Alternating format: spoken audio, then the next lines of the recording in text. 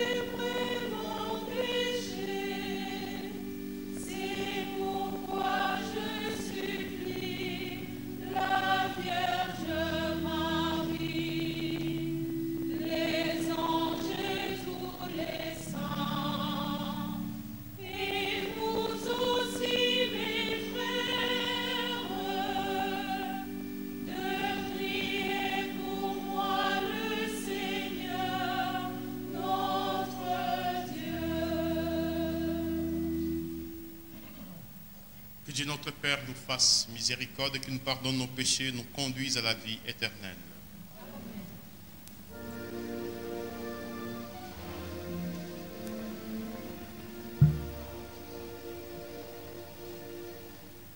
Et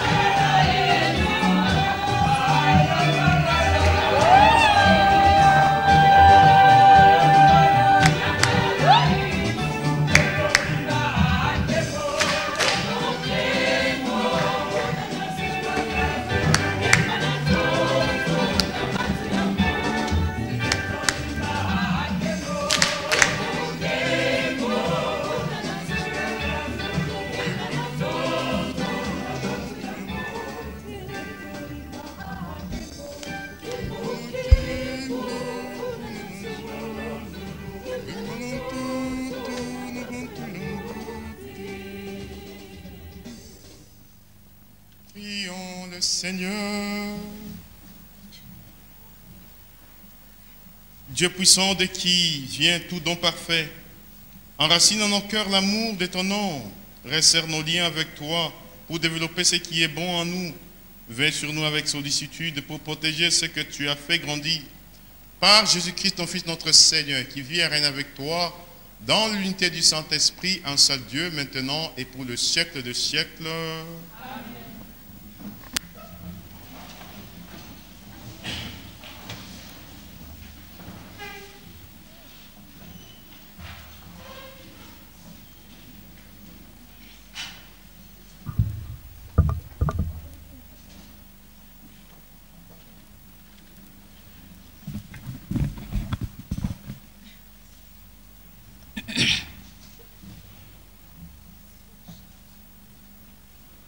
Nous voici à la première partie de notre messe qui est la parole. Nous demandons à tous ceux qui gardent encore leur téléphone ouvert de les éteindre.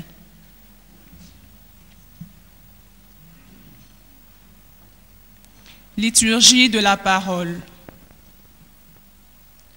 La première lecture est tirée du livre de Jérémie, chapitre 20, versets 7 à 9.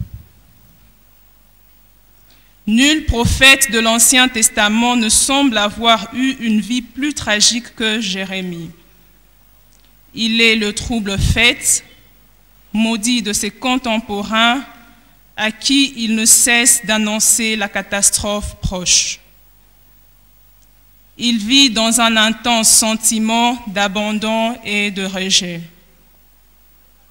S'enfonçant dans la nuit, il crie son désespoir avant que ne jaillisse l'affirmation d'une espérance apparemment impossible.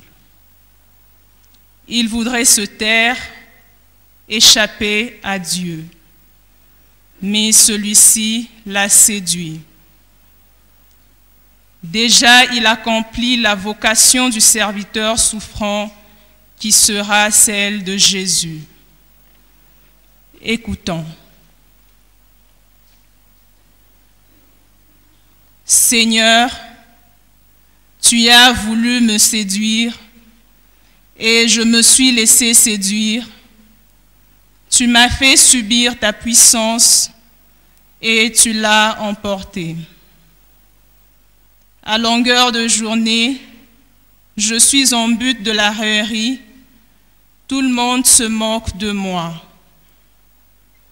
À chaque fois que j'ai à dire la parole, je dois crier, je dois proclamer violence et pillage.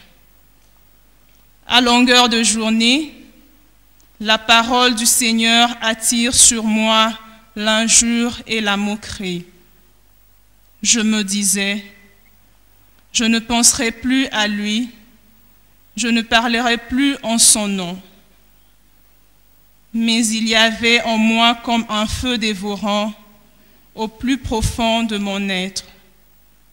Je m'épuisais à le maîtriser sans y réussir. Parole du Seigneur.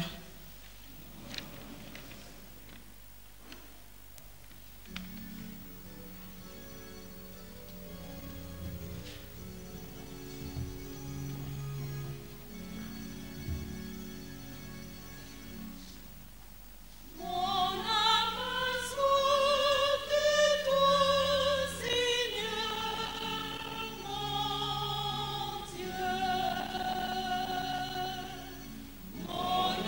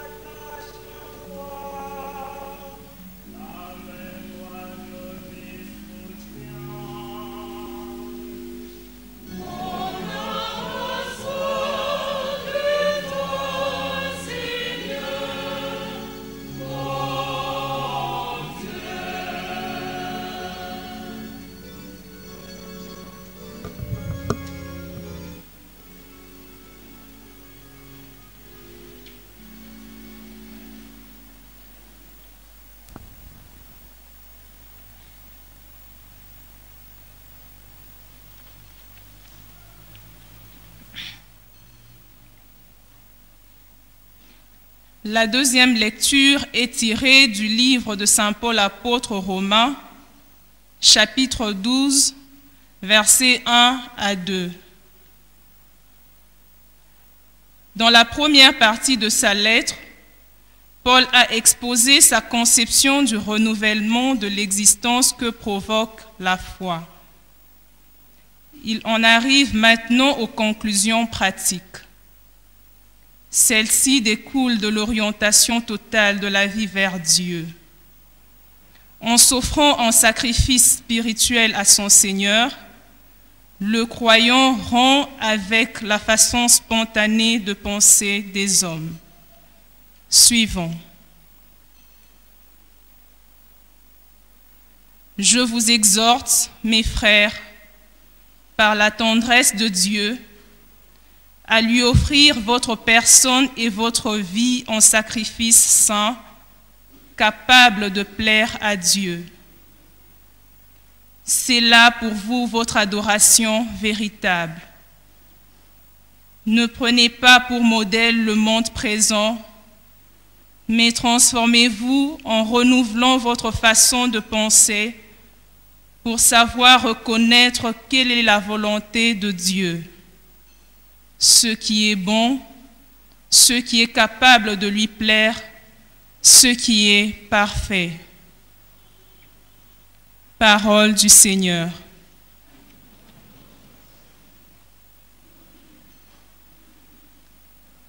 Évangile de Jésus-Christ selon saint Matthieu, chapitre 16, du 21e verset jusqu'au 27e verset. Pierre, l'apôtre sur la foi duquel Jésus vient de déclarer que son Église s'appuierait, achoppe soudain devant les paroles du Christ. Il veut le détourner de sa route vers la croix. S'il a su reconnaître la vérité concernant la personne de Jésus, il est encore loin de renoncer à une conception toute humaine du succès. Seule la passion l'arrachera à ses illusions et le rendra enfin capable de vivre réellement de la foi. À présent, frères et sœurs, levons-nous ensemble avec la chorale pour acclamer l'Évangile.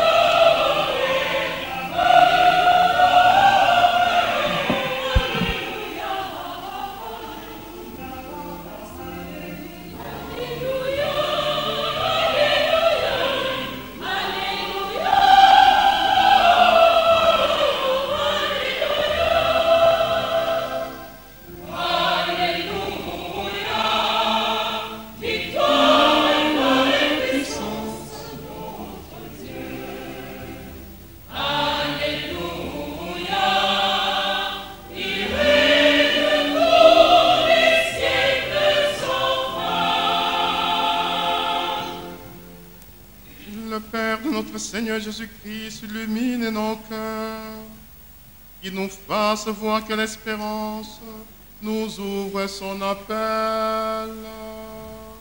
Alléluia, victoire et puissance de notre Dieu. Alléluia,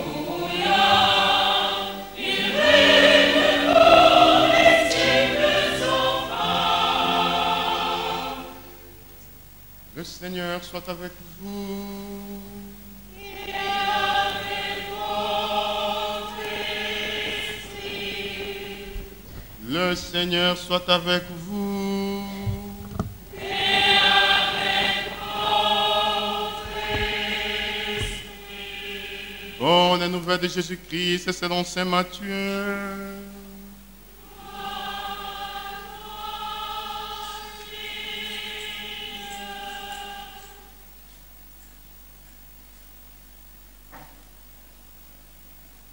Pierre avait dit à Jésus, tu es le Messie, le Fils du Dieu vivant. À partir de ce moment, Jésus, le Christ, commença à montrer à ses disciples qu'il lui fallait partir pour Jérusalem, souffrir beaucoup de la part des anciens, des chefs des prêtres et des scribes, être tué et le troisième jour ressusciter. Pierre, le prenant à part, s'est mis à lui faire des vifs reproches. Dieu t'en garde, Seigneur, cela ne t'arrivera pas. Mais lui, se retournant, dit à Pierre, passe derrière moi, Satan, tu es un obstacle sur ma route. Tes pensées ne sont pas celles de Dieu, mais celles des hommes. Alors Jésus dit à ses disciples, si quelqu'un veut marcher derrière moi, qu'il renonce à lui-même, qu'il prenne sa croix et qu'il me suive. Car celui qui veut sauver sa vie la perdra, mais qui perd sa vie à cause de moi la gardera. Quel avantage en effet un homme aura-t-il à gagner le monde entier s'il paie de sa vie? Et quelle somme pourra-t-il verser en échange de sa vie? Car le Fils de l'homme va venir avec ses anges dans la gloire de son Père. Alors il rendra à chacun selon sa conduite. Alléluia.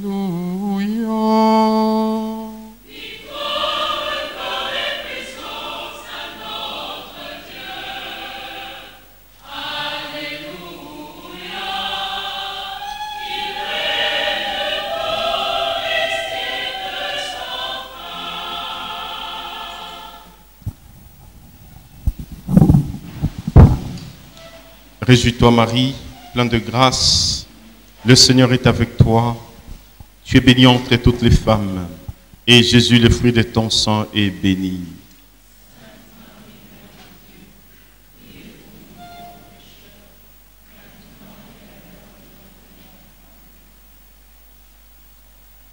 La semaine passée, l'évangile de la semaine passée était traversé par la question de l'identité de Jésus. Que dites-vous que je suis?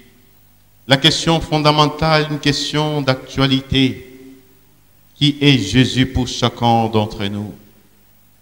Quand l'apôtre Pierre avait pris la parole, il a donné une meilleure réponse. La conception qu'il avait de ce que c'est le Messie, peut-être un Messie gibor, un Messie fort, un Messie impressionnant, un Messie qui doit mettre les ennemis du peuple Israël dehors. Mais ce n'est pas un Messie qui allait s'engager résolument sur le chemin de Jérusalem afin de subir les supplices de la croix, afin de subir la passion et finir par la mort infâme sur la croix. Non, l'apôtre Pierre n'avait pas la conception de ces messies souffrants. Alors, lorsqu'il a confessé cela, Jésus a commencé à leur faire un enseignement, mais ce n'est pas un enseignement livresque, théorique. Il est dit, Jésus commence à leur montrer combien il devrait souffrir, combien il doit passer par Jérusalem. Mes chers frères et sœurs, Jésus nous déroute. Jésus est insaisissable. Celui qui croit qui a saisi Jésus, il est dans une grande illusion. Jésus est toujours objet de foi. Nous devions toujours le découvrir au fur et à mesure. Il nous échappe et il veut que nous puissions le chercher et le trouver. Cherchez le Seigneur tant qu'il se laisse trouver, car le Seigneur est proche de ceux qui le cherchent. Jésus s'engage sur le chemin de Jérusalem. Nous pouvons voir d'abord Jérusalem sur le plan physique. C'est la ville la plus hautement, sur le plan géographique, la ville la plus haute. C'est pour cela, dans les psaumes de pèlerins ou de pèlerinages, on monte toujours à Jérusalem. On ne descend jamais, on monte. Parce que Jérusalem est hautement situé. Alors Jésus monte sur Jérusalem. C'est un engagement, c'est un itinéraire spirituel. Après l'incarnation, après la vie publique, nous devions maintenant monter à Jérusalem. Nous tendons vers la Jérusalem céleste, où il n'y aura pas de pleurs ni de grincements de dents, où Dieu essuiera les larmes de tous ceux qui pleurent, parce que c'est un Dieu compatissant. Jésus est monté sur Jérusalem, le lieu où il doit être mis à mort. L'apôtre Paul nous dit ceci dans la deuxième lecture. Je vous supplie, mes frères, par la tendresse de Dieu, par la miséricorde de Dieu, à offrir vos personnes en sacrifice. C'est là le culte spirituel qui plaît à Dieu. Ne vous conformez pas à ce siècle présent, mais que le renouvellement de votre intelligence vous donne à discerner ce qui est bon, ce qui plaît au Seigneur. Je vous supplie, mes frères, par la tendresse de Dieu, à offrir vos personnes en sacrifice vivant. Mais bien aimés, la vie spirituelle, la vie chrétienne est un sacrifice. Vous voyez, c'est Dieu qui a institué le sacrifice dans l'ancienne alliance. Il y a eu plusieurs sortes de sacrifices. Les sacrifices d'Holocauste, les sacrifices d'expiation, les sacrifices de louange, les sacrifices de communion, les sacrifices d'action de grâce. Et qu'est-ce que c'est un sacrifice? C'est une fonction par laquelle on fait descendre Dieu sur l'autel. Lorsque quelqu'un fait un sacrifice, il s'adresse à un esprit pour que l'esprit intervienne dans sa vie. Or, la vie du peuple Israël est rythmée par autant de sacrifices. Je vous supplie, mes frères, par la tendresse de Dieu, offrir vos personnes en sacrifice vivant. C'est là le culte spirituel qui plaît à Dieu. Ne vous conformez pas à ce siècle présent. Nous donnons quelque chose à Dieu. Bientôt, nous allons présenter nos offrandes. Tout ce que nous donnons à Dieu, ça vient de lui. Qu'as-tu que tu n'as reçu? Et si tu l'as reçu, pourquoi t'en glorifies-tu comme si tu ne l'avais pas reçu? L'intelligence que tu as, dont tu t'enorgueillis, vient de Dieu. La beauté que tu as, dont tu peux t'enorgueillir, vient de Dieu. Car tu ne peux pas te donner à toi seul la beauté. Même si tu peux t'embellir comment, il y a quelque chose qui vient de Dieu. Tu n'es pas le produit de toi-même. Tu es une créature. Et c'est Dieu qui t'a façonné. C'est dans son image. La force que tu as, c'est pas ta force. Elle vient de Dieu. Tout ce que tu as, même le fruit de ton travail, ton salaire, qui est le fruit de ton travail, tout est don, tout est grâce. Qu'est-ce que tu as en personne? Tu n'as que ton vilain péché qui te condamne, qui pèse sur ta conscience. C'est ce que toi tu as en propre. Mais tout ce que tu as, ça ne vient que de Dieu. Alors, ne nous glorifions pas. Lorsque nous donnons quelque chose à Dieu, quand nous faisons un acte de charité, nous ne pouvons pas nous glorifier, car tout vient de Dieu et tout est à Dieu. Et parfois, nous pensons que nous pouvons donc solliciter la clémence de Dieu à travers nos sacrifices. Ceci pourrait être vrai. Mais il y a un autre sacrifice. Le seul sacrifice qui plaît à Dieu.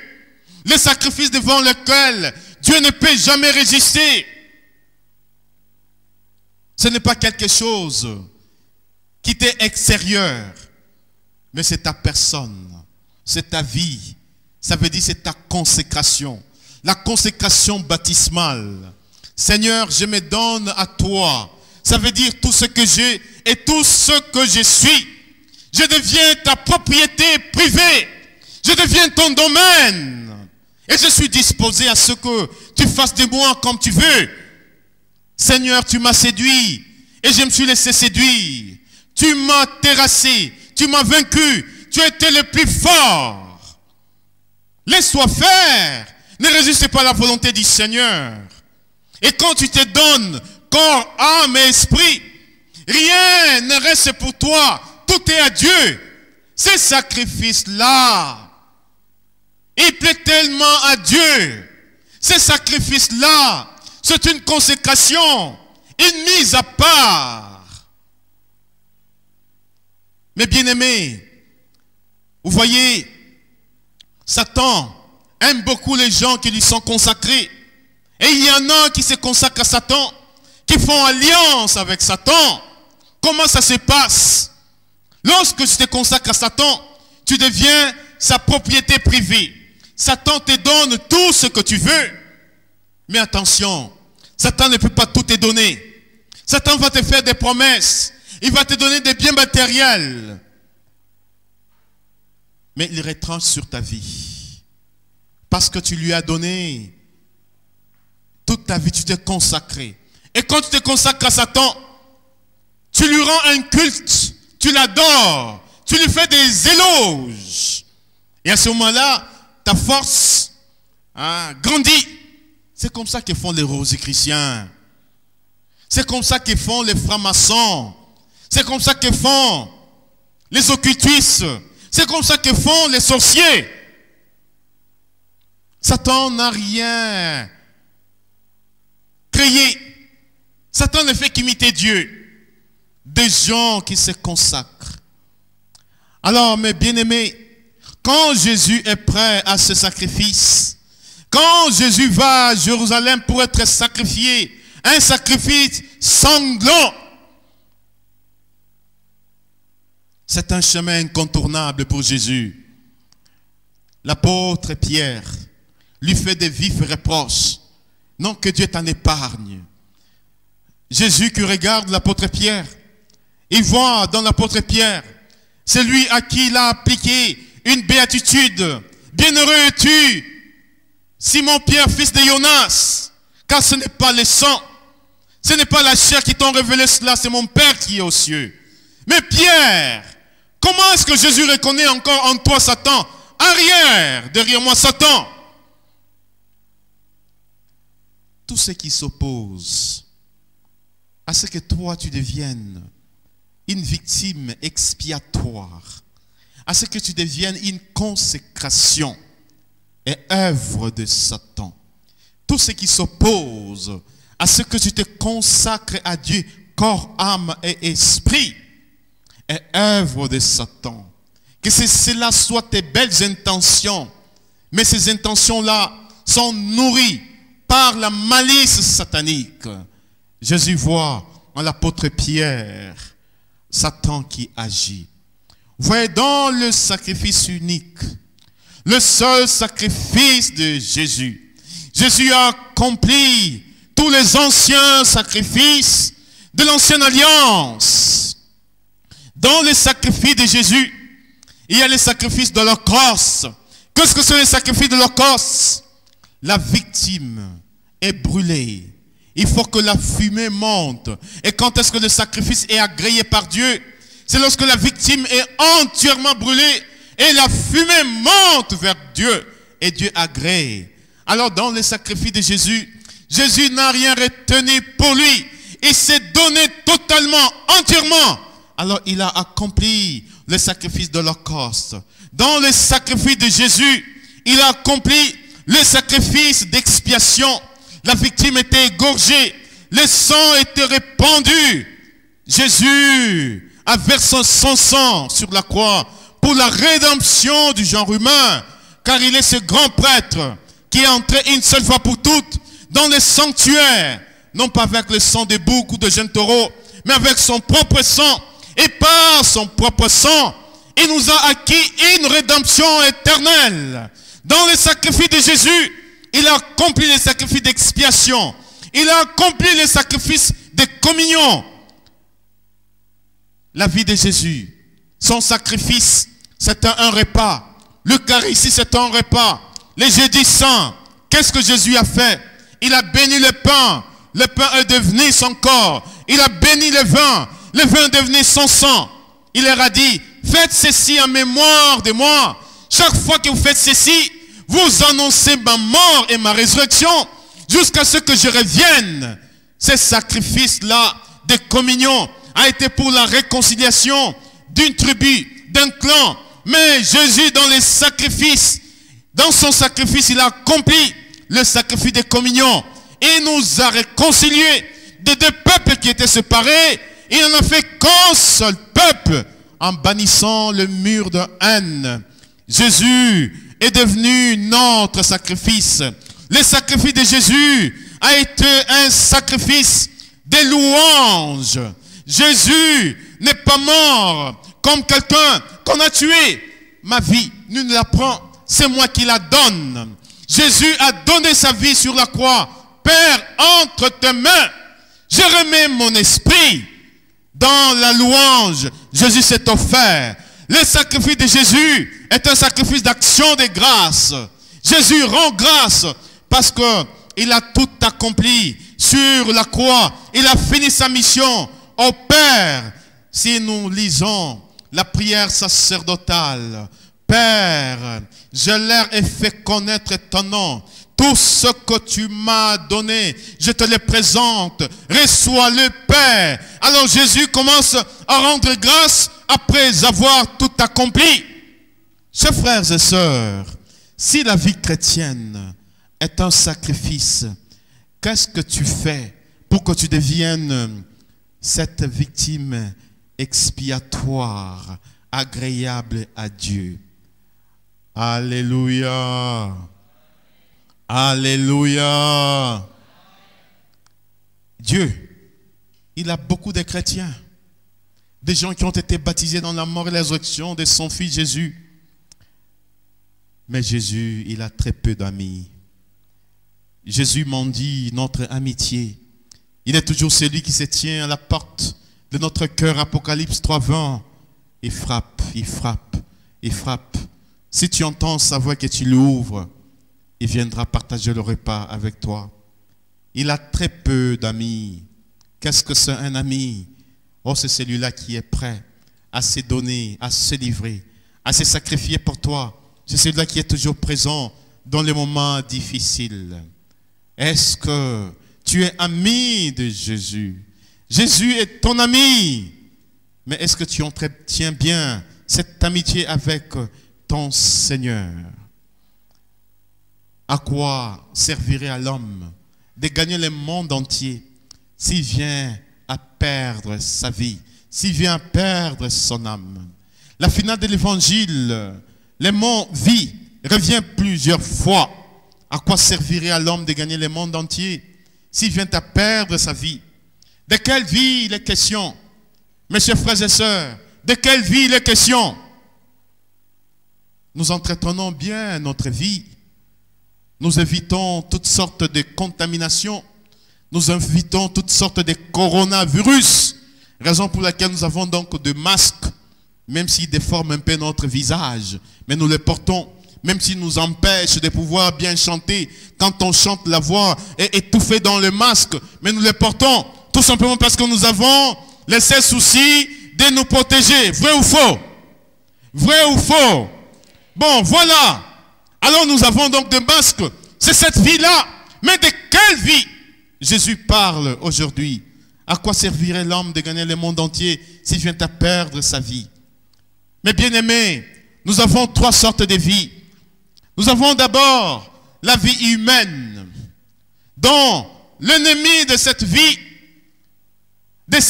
humaine, son premier ennemi. Pourquoi est-ce que nous avons resté longtemps dans les confinements? D'abord par souci de nous garder, de garder bien notre santé. Mais il y en a, au-delà de ces soucis-là, ils ont eu tellement peur de la mort. L'ennemi premier de cette vie, c'est la mort. Raison pour laquelle nous accrochons beaucoup à la vie, parce que c'est un don de Dieu. Il y en a qui sont morts, qui n'ont pas cette vie que nous avons.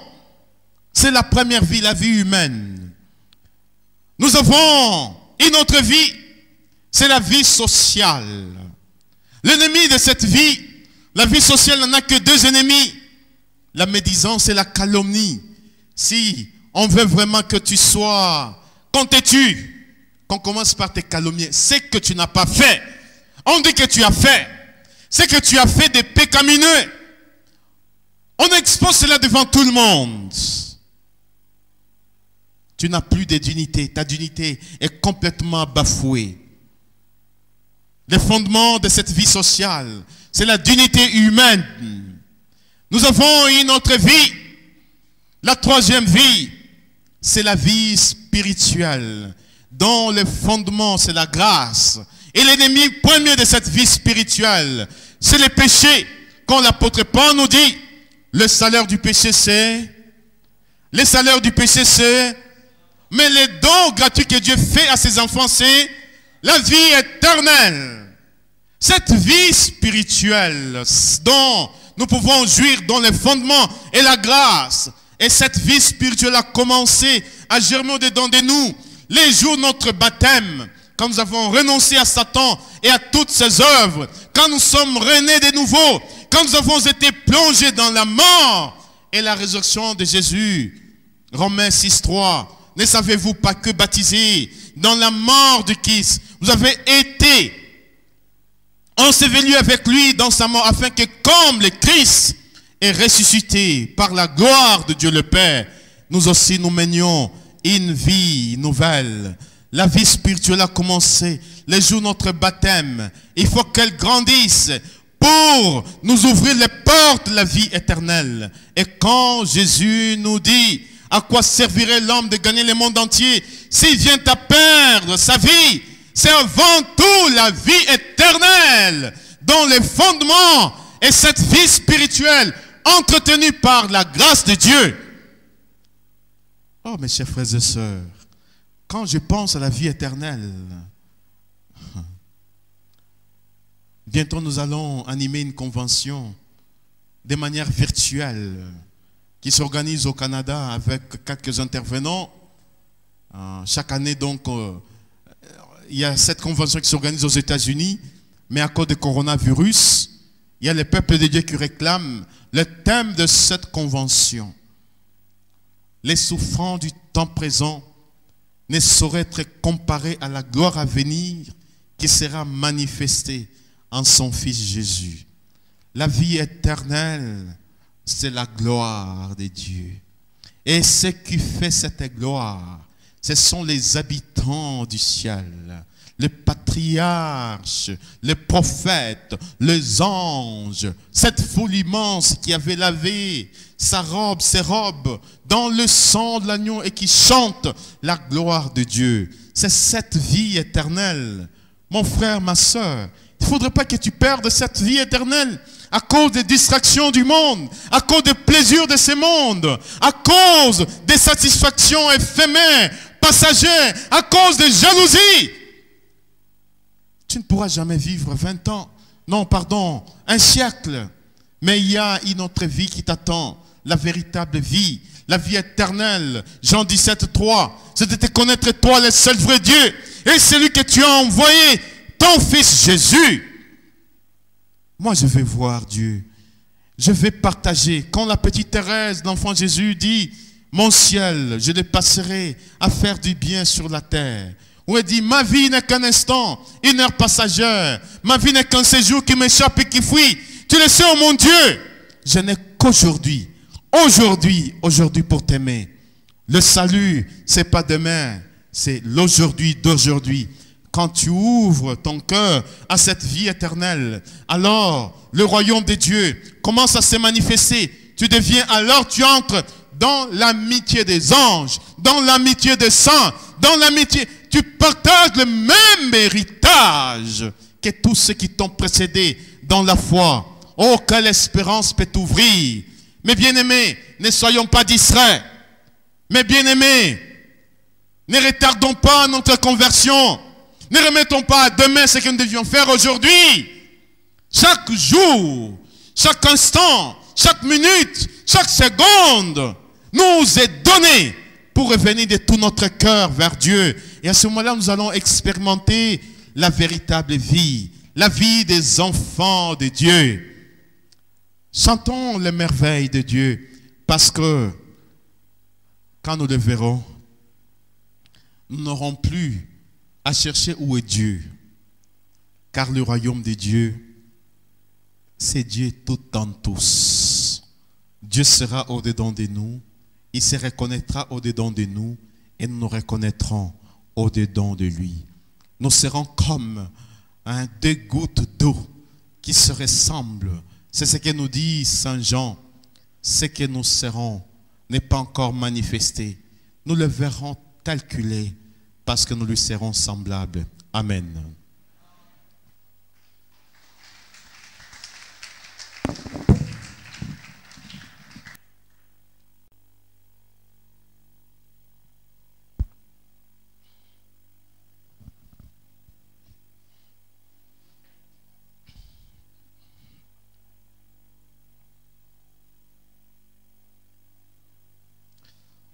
Seule ta parole nous guide, Seigneur.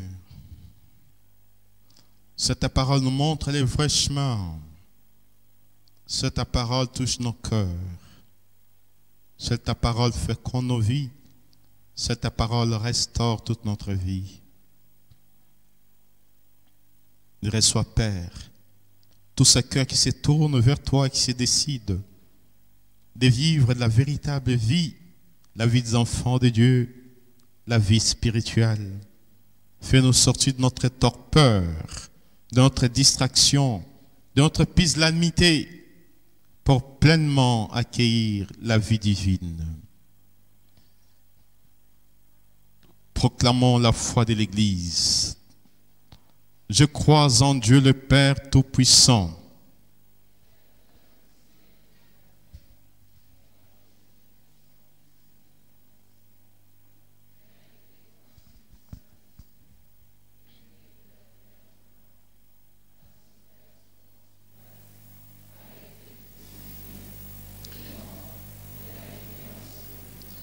est descendu aux enfers le troisième jour, est ressuscité des morts, est monté aux cieux, est assis à la droite de Dieu le Père Tout-Puissant.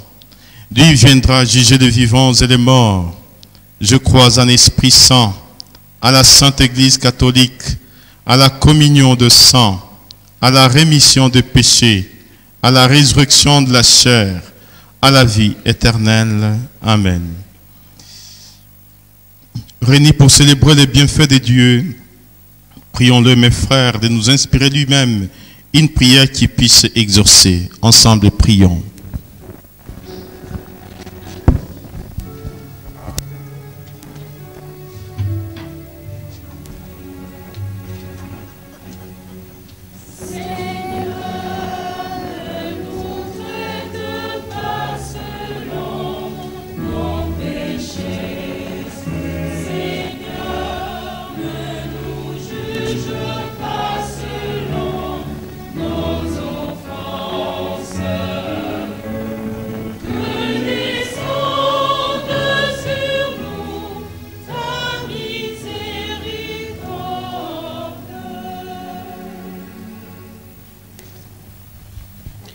Pour l'Église, appelée au service de tous, et en particulier des plus pauvres, afin qu'elle témoigne des valeurs auxquelles elle croit.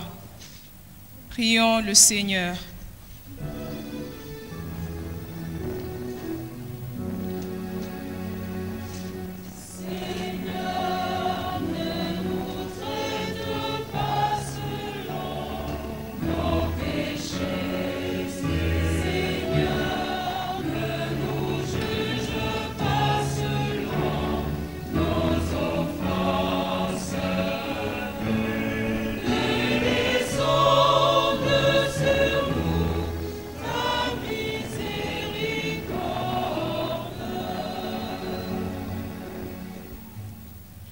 Pour ceux qui ont la responsabilité de gouverner la chose publique, afin qu'ils agissent toujours de manière à favoriser les plus démunis. Prions le Seigneur.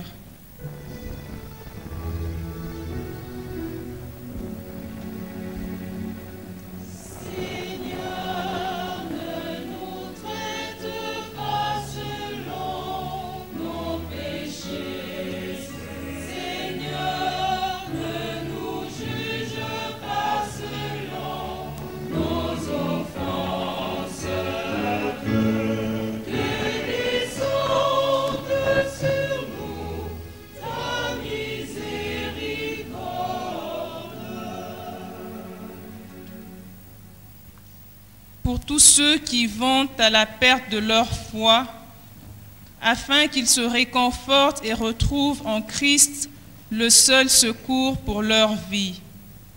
Prions le Seigneur.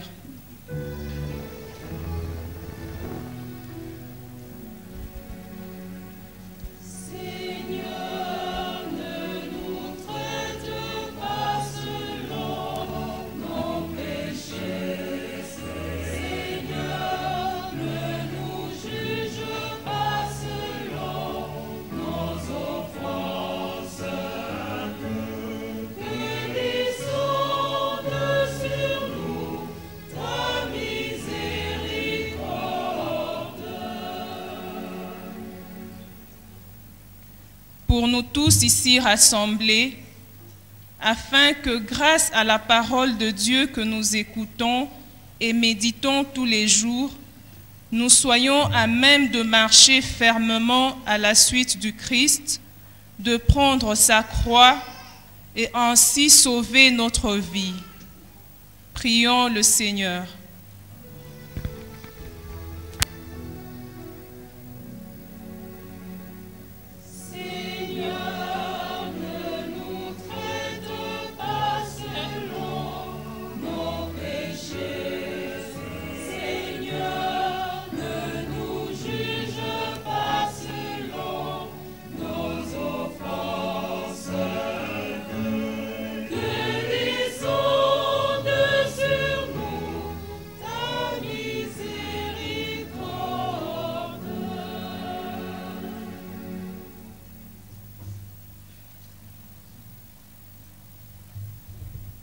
Seigneur, tends une main secourable qui te cherche de tout cœur et vois exaucer leurs justes demandes par Jésus le Christ notre Seigneur.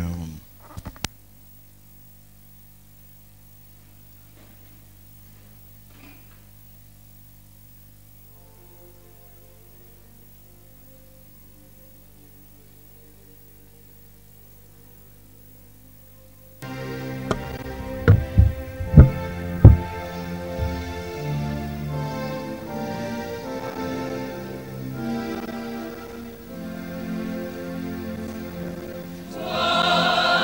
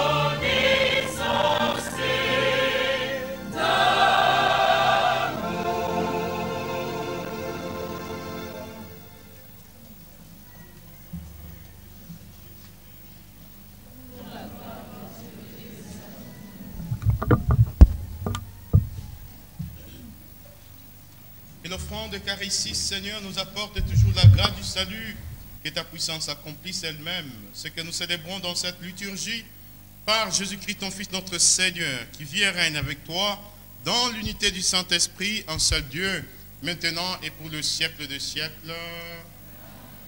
Le Seigneur soit avec vous.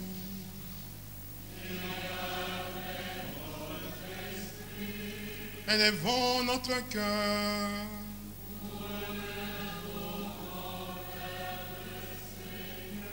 Rendons grâce au Seigneur notre Dieu.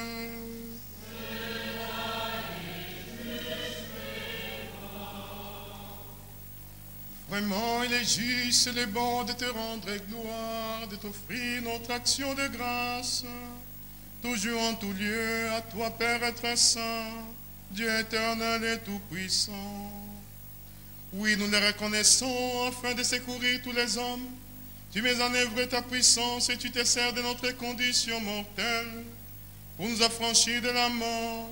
Ainsi notre existence périssable devienne le passage vers le salut par le Christ et notre Seigneur. C'est par lui que les anges assemblés devant toi adorent ta gloire. À l'air hymne des louanges, laisse-nous joindre nos voix.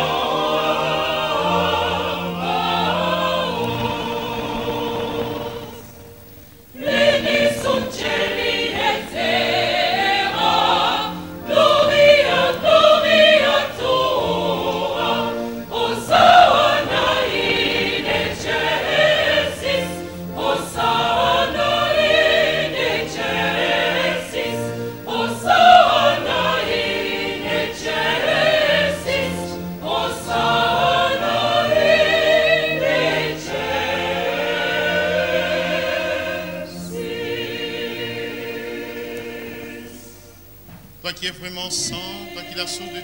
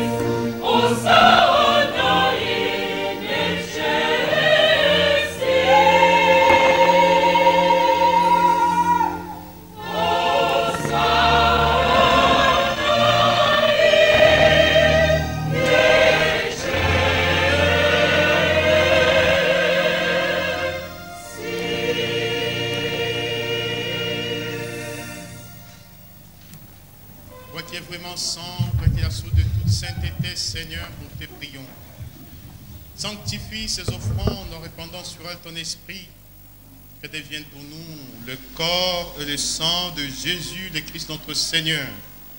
Au moment d'être livré d'entrer librement dans sa passion, il prit le pain, il rendit grâce, il le rompit, et donna à ses disciples en disant, prenez et mangez-en tous, ceci est mon corps livré pour vous.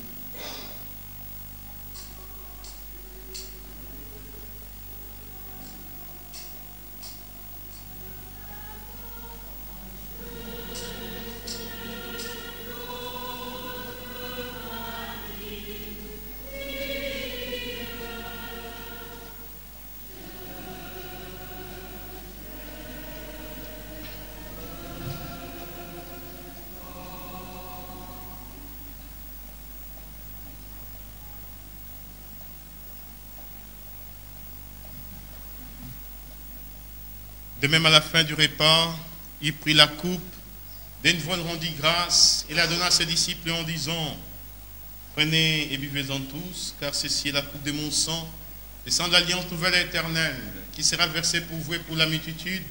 En rémission de péché, vous ferez cela en mémoire de moi.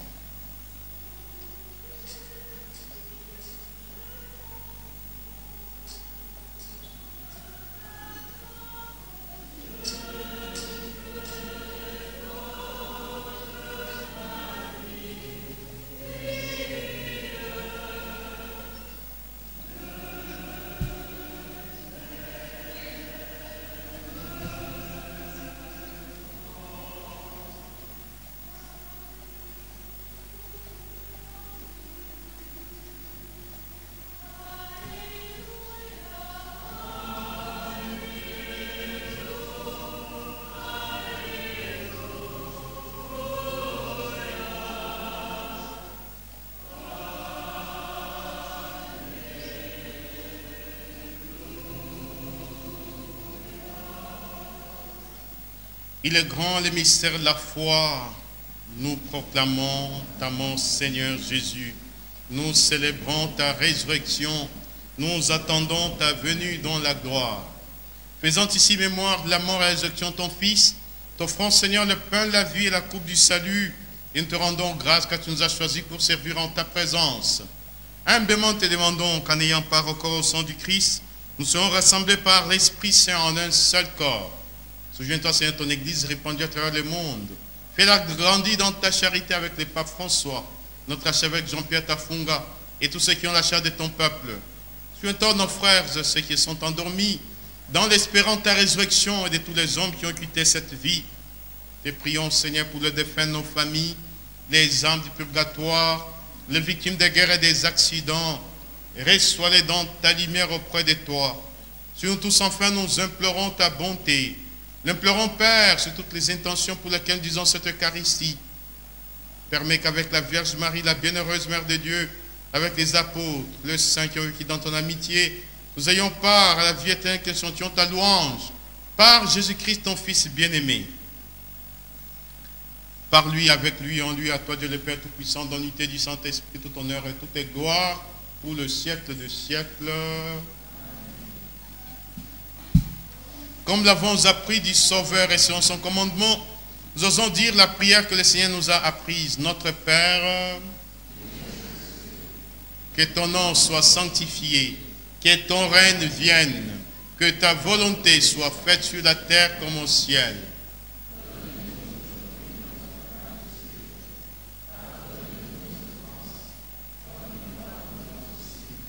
À ceux qui...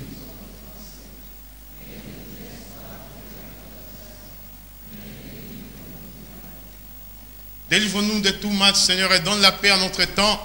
Par ta miséricorde, libère-nous du péché. Rassure-nous devant les épreuves. En cette vie, nous espérons le bonheur que tu promets et l'avènement de Jésus-Christ, ton Fils, notre Sauveur.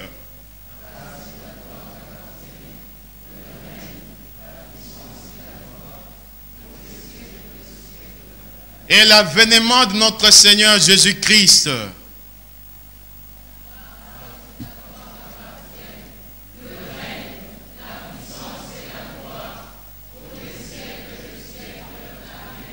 Le christianisme n'est pas une religion des morts.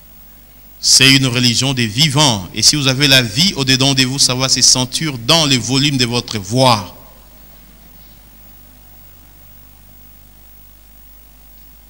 Seigneur Jésus-Christ, tu as dit à tes apôtres, je vous laisse la paix, je vous donne ma paix. Ne regardez pas nos péchés, mais la foi de ton Église. Pour que ta volonté s'accomplisse, donne-lui toujours cette paix et conduis-la vers l'unité parfaite. Toi qui règnes pour le siècle des siècles.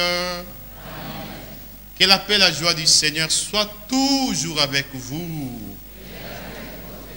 Dans la charité du Christ, à travers un signe de paix, communiquons-nous la paix.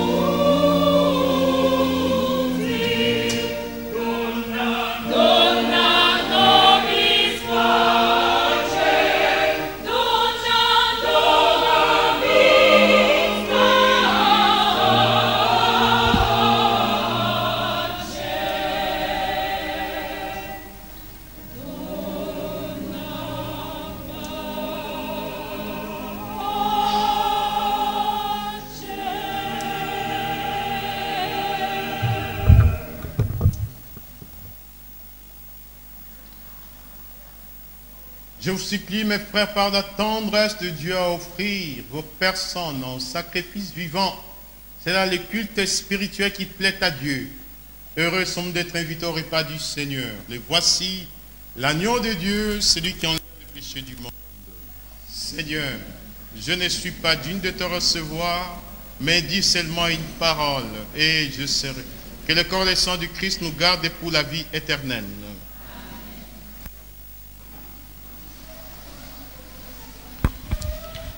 Juste rappeler à tous les fidèles de suivre les dispositions protocolaires. Merci.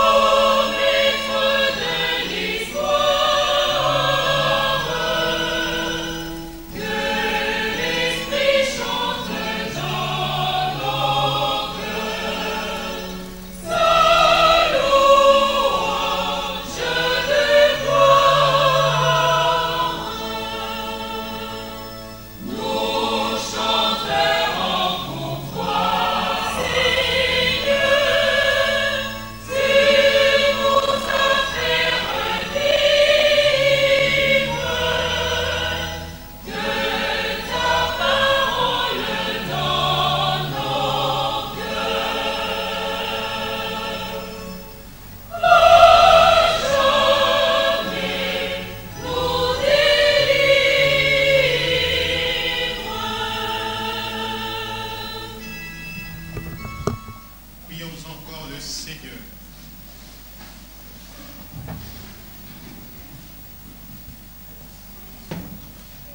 Rassasiés par le pain de la vie, nous te prions, Seigneur, que cette nourriture fortifie l'amour en nos cœurs et nous incite à te servir dans nos frères par Jésus-Christ, ton Fils, notre Seigneur, qui vit et règne avec toi dans l'unité du Saint-Esprit, un seul Dieu maintenant et pour le siècle des siècles.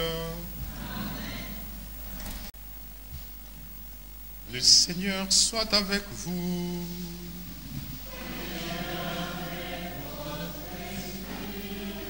Et que Dieu Tout-Puissant vous bénisse, le Père, le Fils et le Saint-Esprit. Allez dans la paix du Christ.